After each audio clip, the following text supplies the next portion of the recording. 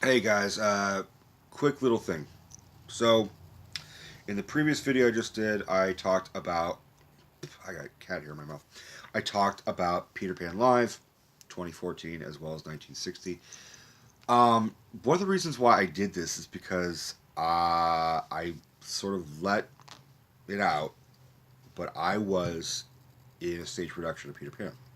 That's the reason why, in in weird kind of full circle, I always loved Peter Pan. I grew up watching Peter Pan. I loved the books. I loved the plays. I loved every bit of it. I loved Hook. I loved the Disney movies. I loved it all. I wanted to be Peter Pan. In some ways, um, I wanted to be Captain Hook as well. So in high school, you don't stop it. In high school, I was a theater junkie. I was a drama geek.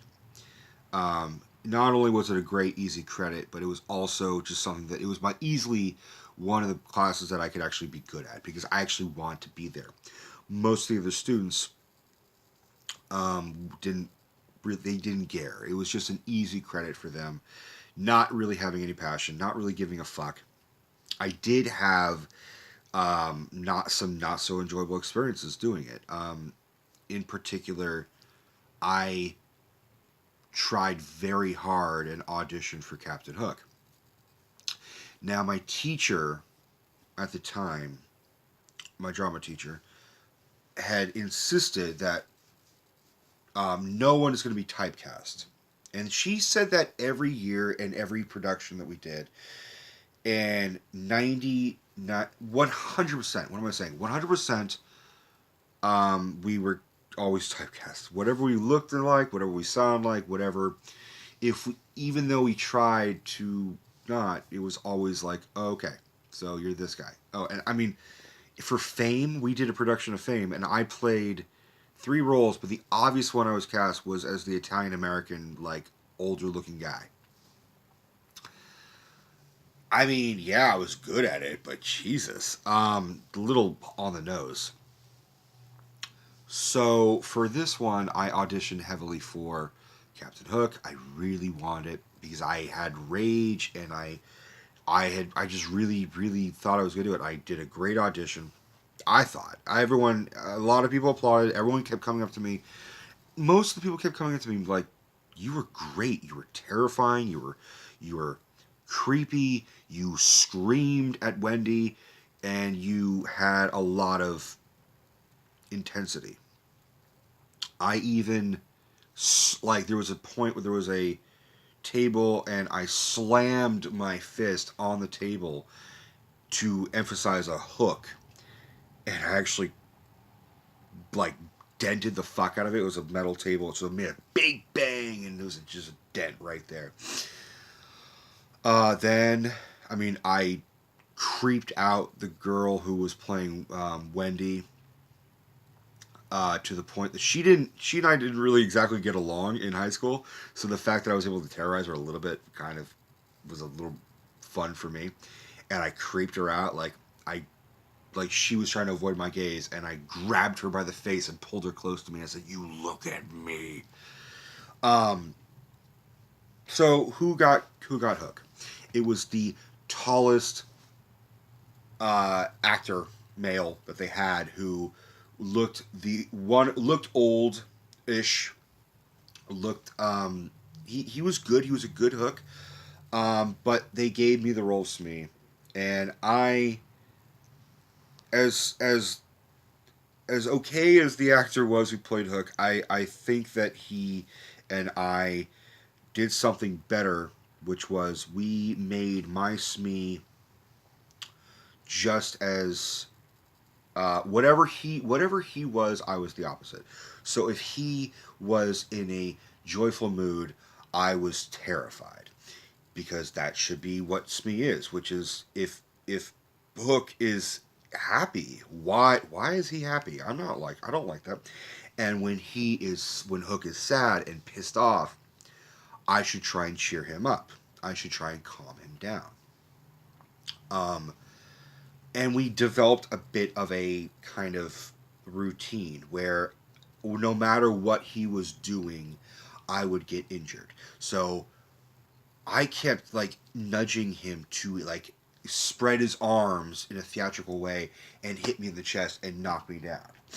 And we did all this ourselves, and we my teacher did none of this shit. It was sort of amazing how the students had to sort of direct themselves. At one point, there were a couple times where the teacher would just get fed up from the other students not giving a shit, and then like she would leave the class. She would like just walk out of the auditorium, frustrated and not giving a fuck, because she didn't give us any reason to give a fuck. The only people who wanted to be there were, the people who wanted to be there. Everyone else just was talking during the class, not learning their lines, not giving a fuck. So we had issues, and the teacher and I were always arguing with each other. Some of the other students were like making paper mache costumes. They made a paper mache crocodile. They did everything. They went above and beyond, and my teacher just didn't give a shit. Half the time, she just didn't give a shit. She said, "I'm just going to close. I'm just going to stop production. You guys don't care." We were like, "We care. Talk to them." And she actually like bailed on us on more than one production, and it got to the point where it was like we were doing Fame, and I had she left like 2 or 3. She just didn't show up for class like for 2 or 3 days because she's like, "I'm done." And there was this big singing number for one of my friends, um, and she was a singer, but she didn't know the words, and she didn't know what to do, and despite me not being classically trained, I knew how to at least do like breath control and how to belt out a song.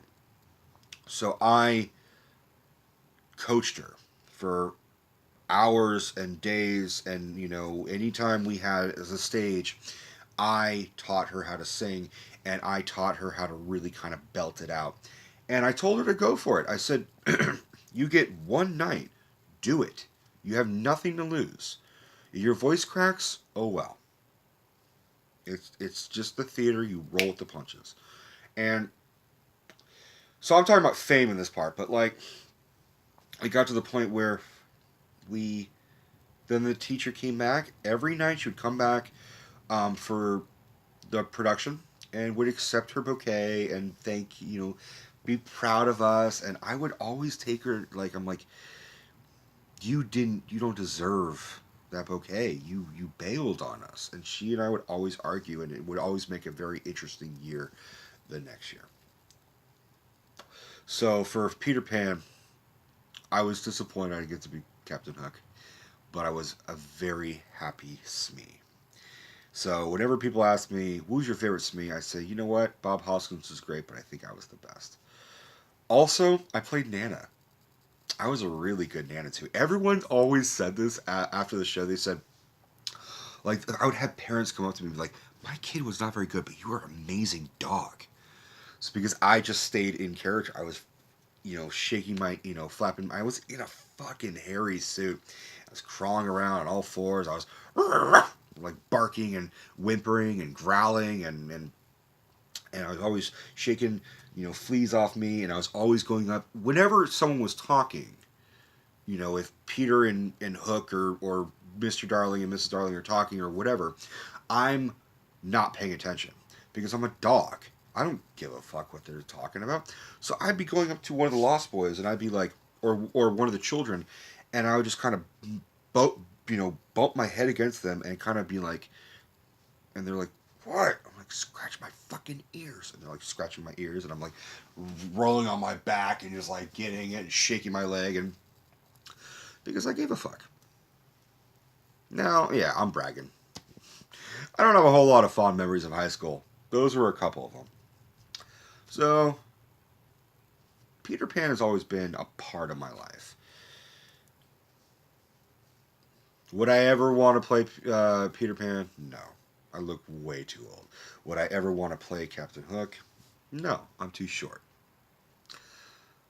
Um, but I would always play Smee. I'd play Smee again in an instant.